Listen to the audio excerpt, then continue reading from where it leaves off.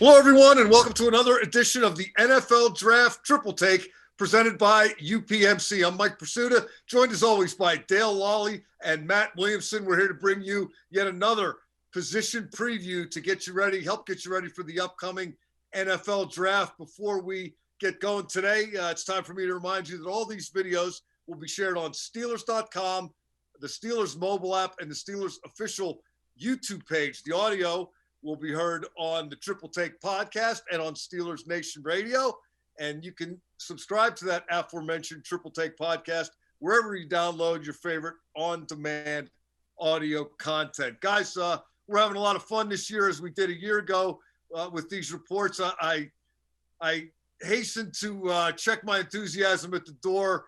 Yes, we're going to be thorough on interior defensive linemen, but unless you're talking about Aaron Donald, Matt, it's not the most exciting of positions. It might be the weakest position in the entire draft. I mean, I think there's a chance that none go in the first frame. I don't think there's a premier prospect, a no-brainer type. I mean, I'm still digging into the depth guys, but I don't think the depth is particularly strong. So it's not really the year to be in the market for a defensive tackle type. Yeah, I mean, if you look at it, Matt and Mike, the last 3 years, there's been a defensive tackle or interior defensive lineman taken in the top 12 of the draft. We may get through the top 36 in this draft, and you might not see one taken. I do think there's some interesting guys there. You know, what we're seeing here, and I know, Mike, you wanted to touch on this. I don't know that you see as many of the big monster defensive tackles. There's a few in there, and these guys really stand out. But most of these guys are a little smaller pass rushing type guys, you know, in that 290-pound range. Not a bunch of pluggers. I don't know. Do you still have to stop the run in this game? I'm not sure you do. And to your point, Dale, this is going to become apparent when we get to my list, but I got a cutoff point of about 300, 305, 310 pounds. I'm not interested in any nose tackle types. I want guys. That was the way your dating life was when you were single. Right. Yeah. Thank you. You gotta have your parameters, right? I want guys who can stop the run, but you better be able to rush the passer while you're stopping the run, even from the interior, if you're playing for Team Prisuta. Another clarification point we need to make. We all agreed with this proliferation of the edge position in recent years in NFL draft analysis. We all decided that to be an interior defensive lineman, you got to be 285 or up. 280, under 285, and you're an edge guy. We'll get to you when we get to you. But for our purposes today, you know, 285 or north, and for my purposes, better not be too far north. Matt, why don't you kick us off with your number 5? Yeah, I got the biggest guy going. I totally against everything you just said. I went with Tyler Shelvin of LSU. He's listed 6'3", 346. He's bigger than that. I mean, he is a big, powerful, old school nose tackle, Will Fork, Hampton mold that, you know, 20 years ago probably is a first round pick, you know, just because of what he can do about eating double teams. But he is just sort of a pocket pusher. He's not an explosive player. Yeah, I have him at 5 as well. Yeah. And I think, you know, you're exactly right, Matt. I think, you know, he had 1.5 career sacks in 17 games, opted out last year. But, man, when you watch him last year on their championship run, you just couldn't run to the middle of the field against them because he was taking on 2 or 3 blockers and just, you know, destroying them. He's a guy that while he's not going to rush the passer necessarily, the quarterback's going to see him coming because he's going to push guards and centers back into the quarterback. He's not going to allow the quarterback to step up into the pocket, and that can be effective as well as a pass rusher. Oh, that is very significant. That's what I'm counting on with my selections too. Not just sacks, but the ability to at least get in there and disrupt. I couldn't be any further away from you guys on my number 5. I went with Jalen Twyman of Pitt, who's only 290 pounds. He doesn't have much playing experience. He hasn't shown much on tape. But, oh, by the way, he had 10.5 sacks the last time he played back in 2019. I'll work with that. I'll get him to figure out the rest. 10.5 sacks tells me he can get to the quarterback. Number 4, I'm going just north of 300 pounds. Jay Tufele of USC. I think this is a kid that's got a lot going for him, but I still believe he has a tremendous amount of upside. He is also relatively inexperienced. What really got my attention about him is that he's played 2 years at USC. He's been named the Trojans Defensive Lineman of the Year for 2 years. And 2 seasons ago, he wasn't a full-time starter. So he makes the most. When he's in there, you notice stuff happens. It's a guy that has got to continue to develop, but the motor suggests that he will reach his upside. Dale, why don't you tell us about the kid from NC State, you're number 4? Yeah, I've got Aleem McNeil at number 4. And, when you watch him on tape, it kind of reminded me of Javon Hargrave a little bit. He's quick off the snap. This is a guy who was a high school running back and linebacker. So he's a guy that bulked up. He's 6'2", 320. They played him on the nose some at North Carolina State. But he can do that for you. Again, I think this is what you're looking for in a nose tackle in today's game, because he did have 10 sacks at North Carolina State. So, there's some quickness there that, he's not necessarily going to be a guy that holds down the point. He's going to get into the backfield from the nose tackle position and can play some end for you if you want. I like McNeil quite a bit. I actually have him second on this list, and just because of the upside. I think there's a lot there to work with. You mentioned it, Dale. He lined up and just kind of played a somewhat traditional nose at NC State. But if you use him more like a Hargrave, an upfield penetrator, thickly built guy like he is, in a not so great defensive tackle class, I think he's got a pretty high ceiling. And you're number 4. Meanwhile, Matt, going to the Ohio State University store. Yeah, Tommy, a couple of these dudes aren't real easy to pronounce their last name, so my apologies ahead of time. That's why I set that up the way I did. I thought you might, yeah. I wanted you to say it. Tommy Togai, Togiai, and I hope I'm pronouncing that close. Togai. Exactly. I really like this guy. I almost put him noticeably higher. I mean, he's very active.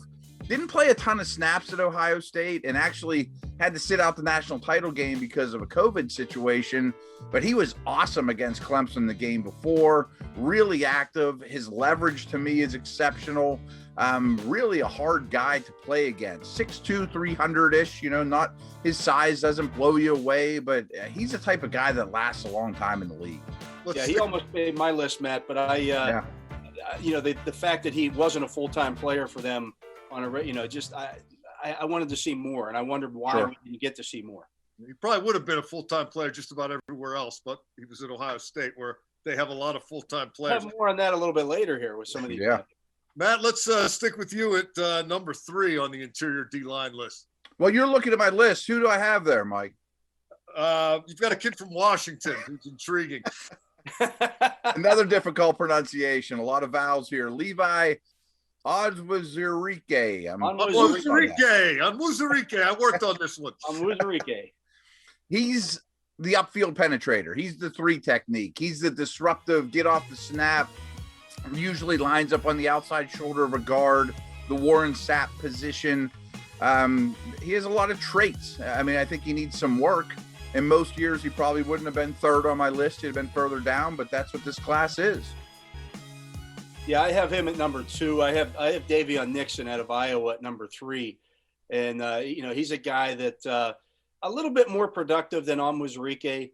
But I think, with Onwuzurike, again, you're talking about those intangibles. I think he'll test well. Easy for you to say. Him, not opt out this year, but, 2 seasons at Iowa, he had 5.5 sacks and 13.5 tackles for a loss this year in just 8 games, playing in the Big Ten. Usually they have pretty decent offensive linemen in the Big Ten. I don't know about this year. I mean, I'd go to the SEC to get those, but Nixon's a guy that plays on the other side of the line of scrimmage. He could be a 4-3 defensive tackle, maybe an end in a 3-4 defense. Yeah, I'm with you, Del. I had Nixon at 3 and Onwuzurike at 2. And you know what else Nixon did at Iowa is he had a 71-yard pick 6 against Penn State. I don't know if you saw this play in the fall or in your review. It's one of the most remarkable things I've ever seen. He's basically one of 2 down linemen in a sub package. Penn State's down late, and they're trying to rally and score. And the running back runs right by him to go to the flat, and he looks, and all of a sudden he turns back to the quarterback. Guy's about 4 yards away, throwing the ball. He jumps up and catches it, takes off, makes a cut inside on the quarterback, who, by the way, wanted no part of tackling him, or so it appeared. 71-yard pick six for a defensive lineman. I hadn't seen anything quite like that since, I don't know if you guys remember Stephon Tuitt's year. I think the Irish were playing Navy in Ireland, and he had a 90-yard fumble return for a touchdown. Something ridiculous where the big guy just gets the ball and he's running like an athlete. You got me. I'm in. Yeah. More, please. And to your point, I mean, who would want to tackle a guy who's 6'3", 305 pounds moving like that? Yeah. Oh, it's and to your point about the Big Ten and the O-lines, and Iowa's a strength program and everything. Pretty safe pick, I think.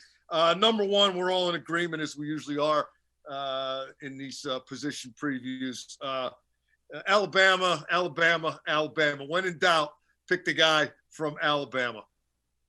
Yeah, I mean, Christian Barmore's that guy, and he's coming out as a redshirt sophomore and was never a true starter at Alabama, which is a bit of a red flag. But when when he was on the field, he was productive. I mean, in 2 seasons, 63 tackles, 15.5 for a loss, and 10 sacks in just 22 games. And the only question I have with him is, what's he going to do when he does have to play 60 snaps a game? I'm sure he'll be fine doing that. But he's a defensive tackle. He never will. It just shows you how deep they are at Alabama. Usually, this year they've got one of those guys coming up. Usually you'll see 2 or 3 Alabama tackles up this high, and he's just the next guy in line in that group.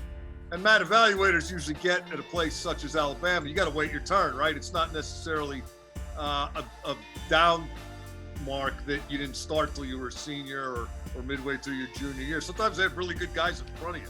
Yeah, absolutely. I mean, especially at this position, a thing I really noticed when I was doing recruiting as a recruiting assistant at Pitt was these special defensive tackle prospects. They go to Bama, they go to Ohio State. There aren't many of them on the planet that can do what Christian Barmore can do. And we kind of mentioned that with the Ohio State guy that didn't play a ton of snaps, rotational player. They have all of them at those schools. And yeah, it's a bit of a red flag, but I mean, when you're behind Quinnen Williams from 2 years ago, who's the second pick in the draft, I mean, it's excusable. It's not like it's a Barmore went to the MAC and couldn't get on the field. There's a lot to work with him, but I mean, as the best player at his position, it would still kind of shock me if he turned into a superstar at the next level. I thought he got better and better, though, and did his best work late in the season to help them win the national championship in the playoffs. And to all the people that are representatives of MAC schools or alumni of MAC schools and are tuning in on this, sorry, we think Alabama is better than the MAC. Yeah. Dale, you buying that? I think that's pretty safe to say. And no offense to the MAC. They play some great football. I don't see many 6'5", 310-pound defensive tackles coming out of the MAC. Yeah. So, Alabama is in a class, I think, if not by itself, it's a very limited class. And it's going to be that way for a while. Dale, let's stick with you. Who you got as your Rip Van Winkle sleeper? I'm going to Colorado for this one, and I'm going with Mustafa Johnson. He's a little bit undersized, 6'2", 290, so he would be good for your list, Mike. He's also a guy that can get to the quarterback. In 26 career games, he had 15 sacks and 26 tackles for a loss. He had 100 tackles. Good, quick first step. Is good on stunts. He's athletic. The only question with him is he got nicked up a little bit during the course of his career, some ankle injuries, those kind of things. But, man, I think that, this guy could be a nice sleeper pick for somebody in the later rounds as a guy who, comes in and maybe overplays where he was drafted at. Yeah, I went with Bobby Brown out of Texas A&M. It was your prerogative. That's my prerogative. Is that because you got tired of the Onwuzurikes of the world? Okay, right, I'm just going to Bobby Brown, nice and easy. There was no John Johnson. Joe Smith, right? And he really looks the part. There's more to it than that, obviously. Really long arms, well built, 325 pounds, carries it well on a 6'4" frame. Often lined up as a one technique, over the center. But he handles a lot of double teams. I kind of think that he's going to be a better pro than he was at A&M. I went with a guy who I hope is a better pro than he was this past year in college, and that's Marvin Wilson of Florida State. Again, this is my sleeper, not my top 10 overall. It wasn't productive this past season, but he did have 5 sacks in 2019, 5 sacks in 9 games.